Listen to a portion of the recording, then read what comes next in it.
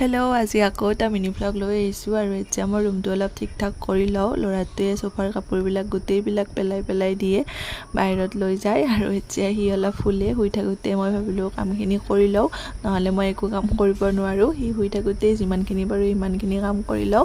আৰু এইফালে মোৰ এটা ব্লাউজো কাটিব লগা আছিলে, এইখিনিও মই যিমানখিনি পাৰোঁ ইমানখিনি কাটি ল'লোঁ। আৰু ইয়াৰ পিছটো এইখিনি বাৰু পিছত কাটিম। সি সাৰ পালেই আৰু এয়া আবেলি তাক মই অলপ ফুৰাব আনিলোঁ।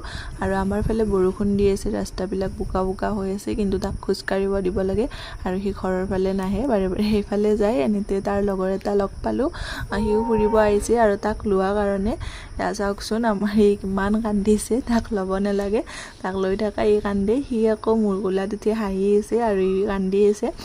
এনেকৈ অলপ ফুৰাই মেলি ঘৰলৈ লৈ আহিলোঁ আৰু এতিয়া ৰাতিৰ সাজ বনাব আহিছোঁ। আজি যিহেতু সোমবাৰ, আজি আমি নিৰামিষেই খাওঁ।